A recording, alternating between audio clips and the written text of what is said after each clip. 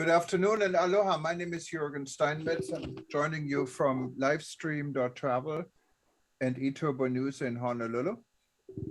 And with me is Dr. Peter Tarlow, our co-host. He's joining us from College Station, Texas. And before we get into the serious breaking news going on today, let me ask Peter how the weather is, and I'll tell you how things are here in Honolulu. Well, the weather here in Texas was really beautiful. It was a lovely day, nice sunny weather. It's my pleasure. So it was a beautiful day today in Texas, blue skies, high clouds, and we're especially grateful because, as you know, just a few hundred miles to the east of us is New Orleans. And of course, they're having the worst hurricane in the history of the United States. And so while we may be complaining because it's 92 or 93 degrees, they're in a situation with millions of people without electricity. The hospitals are filled because of COVID, and the entire city is blacked out. There's no electricity at all in New Orleans. So we're very thankful to be in Texas, where we have blue sky.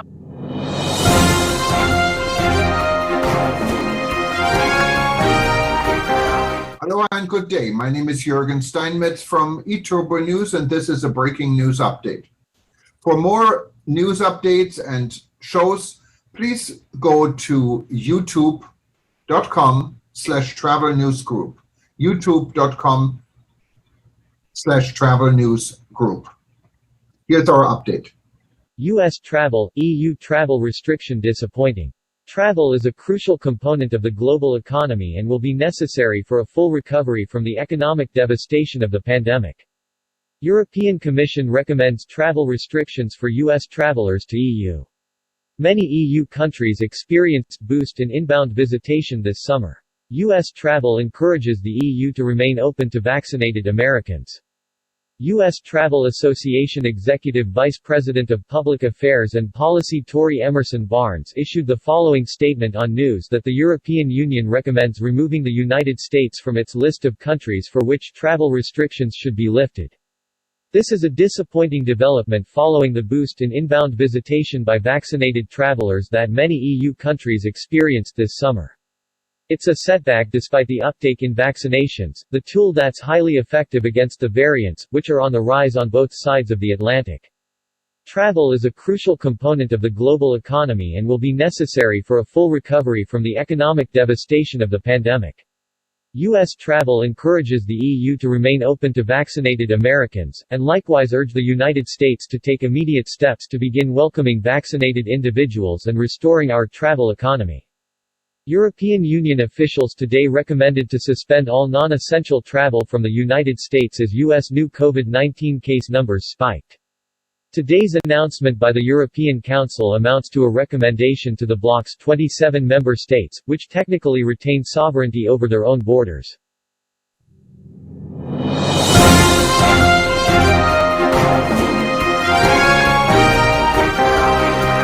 Thank you for listening. Peter, so this was the news in a summary. The European Union, that means Schengen area countries and also some additional European countries, members of the European Union, today decided to close their borders again after opening them up to US leisure travelers, what of course is a big setback for the global travel and tourism industry. And especially for the European travel industry, because Americans tend to spend a lot of money when they travel, and European economies, many of them are very highly tourism oriented. There's been all sorts of economic problems in Europe because of the lack of tourism, and they really need American visitors. So I'm not sure it's really hurting the United States very much, but it is going to be hurting the European economies tremendously. And I would think European governments would have some real problems with this recommendation. Now, of course, the key is it said all non-essential travelers, but it doesn't define what essential travelers are. So you're going to go see your child, is that essential? If you're going on a shopping tour, is that essential? If you need extra French wine, is that essential? So there's no definition. It's kind of a statement without any teeth. Peter, of course, it plays both ways. If you look at the traffic between both continents, the United States and Europe, I mean, we have hundreds of flights literally every day. Many airlines are affected, and they have been flying empty for the last 2 years almost. So for the economy on both sides of the Atlantic, this is kind of a disastrous statement. But considering the situation with COVID, was this the right decision? I don't think so. Because if you look at the figures, you have high levels of people with the Delta variant, but they tend to be people who either have comorbidities or they're people who have not been vaccinated. And I think the real issue is, rather than saying we're going to close borders, we ought to be saying anyone who's had fully vaccinated ought to be able to take a COVID test and prove you're negative and then travel. And I don't know why we don't have set up in US airports and in European airports COVID testing that can be done fairly quickly. And then people can be on their way and have a great vacation. Yeah, I think the testing situation in Europe is actually quite good. You have facilities at the airport. I know specifically in Frankfurt Airport, you have facilities available of instant tests. You also needed to be tested. I don't think you want to say Europe. I think you want to say Germany, because the testing facilities are not good in a lot of other European countries. Germany, it's true. It's not true in Southern Europe, and it's not true in most of France. So I don't know what the UK situation is, but Europe needs to up its testing. There are some countries like Germany that have done quite well, but there are countries like Poland. And of course, one of the problems in Europe is once you're in Europe, because there's no standardization, you can easily go from one country to the next, and there's no way of protecting the borders. So if I come into a country that's lax, such as Italy or Spain, I'm in Germany. Now, if you look at some of the other countries besides Germany, Malta declared itself, for example, to be COVID-free, right, and also have herd immunity. What happened to herd immunity? And Israel, I think, was in the same boat. Yes. So I'm not really sure. I mean, I don't think Malta is a major player in the world of tourism. It's a small country. New York, or Atlanta, or Houston, or Paris, or Berlin, or Amsterdam. Wherever you're going, there should be a standardized form of testing. And I do believe people to get on planes should be proved that they should prove that they are COVID-free before they get on the plane and COVID-free when they get off the plane. And then we can look at the issue of testing even serological tests to see if they actually have, which may be more valuable, do you have a high level of antibodies? And that can be done. Israel now started this new program where they just prick your finger and you have a serological test in under 15 minutes. So this can be done very quickly and would then say, and you wouldn't have to prevent people from traveling. I know, absolutely. It is definitely a very worrisome situation economically, health-wise, and we have to find a way out. What is the way out, do you think? Well, I think there's really two issues. There's an economic issue and a political issue. And the political brilliant elite class does not always understand the economic issues. And tourism is not a political industry, it's an economic industry. And so we have a real problem because a lot of people use COVID as a way of political control rather than seeing tourism as an economic benefit. And so I think the tourism industry is caught between the jaws of the politicians and the needs of to make money. Yeah, no, absolutely, Peter. Okay, when we get back, we're going to talk about Brazil. So please stay.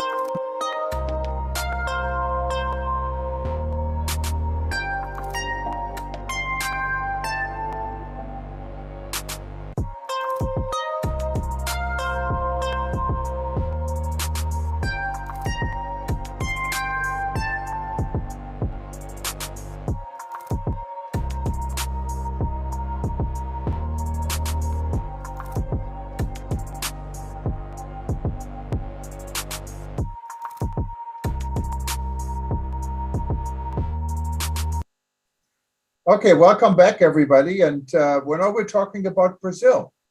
Yes. Peter, what's Brazil- going on in Brazil? Well, Brazil really is having some interesting double crisis. One, of course, they're still suffering terribly from COVID, and that's a whole major problem. But on top of that, Brazil has a out of control crime wave.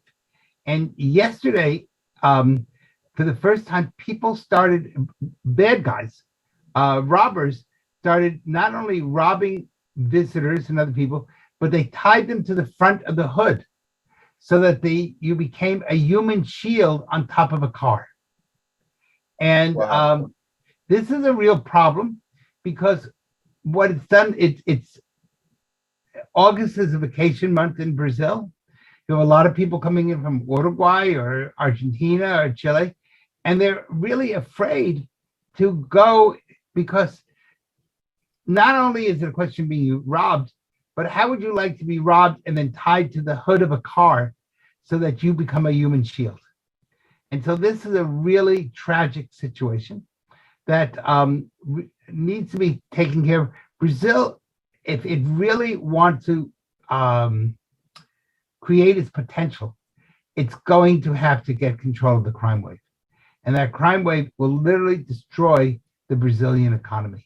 So they're being attacked from COVID on one side and criminals on the other side. And that's a big problem. Wow. That is terrible. And COVID, of course, is still very much an issue in Brazil. I Yes. think even higher than in most other parts of the world, isn't it?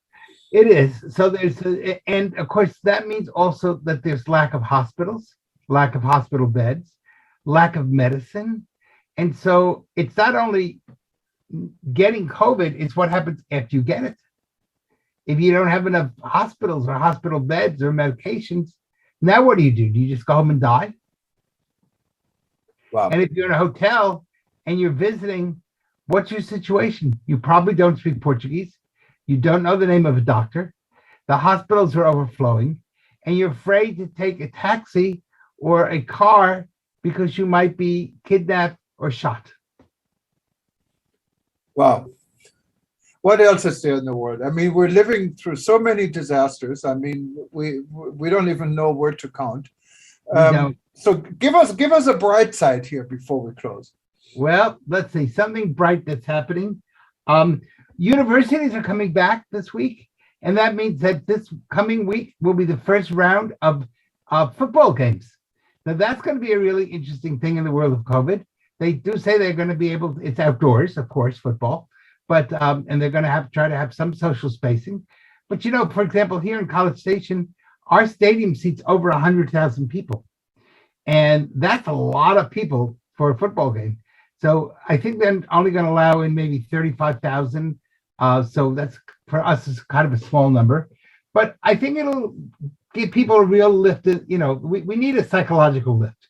And I think the fact that football is coming back, and as you know, the Paralympics are going on right now, and they are been much more successful, I think, in controlling COVID than the regular Olympics that were in Tokyo.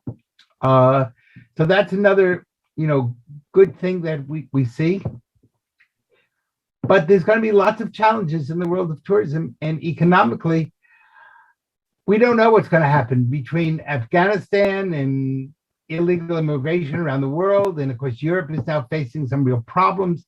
And we don't want to really talk too much about the political situation in the world, which is kind of depressing, to say the least. But let's be happy that there's some sporting events coming back.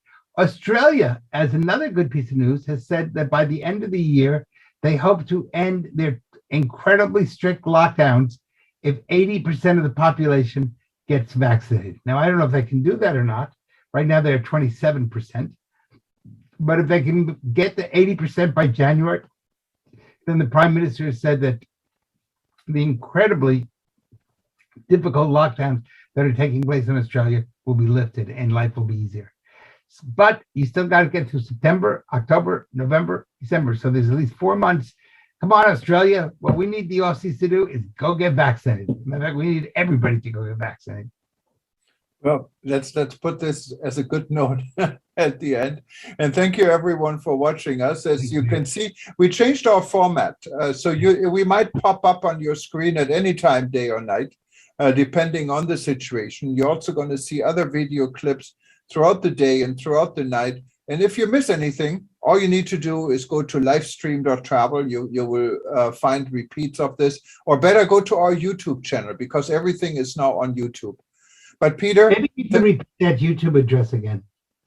Yes, the easiest way to go to YouTube, when you're on our website, on the top of every page, you see the breaking news show banner. That brings you to YouTube. Just click on the banner. You go to YouTube. What is youtube.com/travel news group. Well, for everyone else, for right now, we're going to say good night, goodbye, and we might see you in a few minutes, depending on the news. Okay, take care. Bye-bye.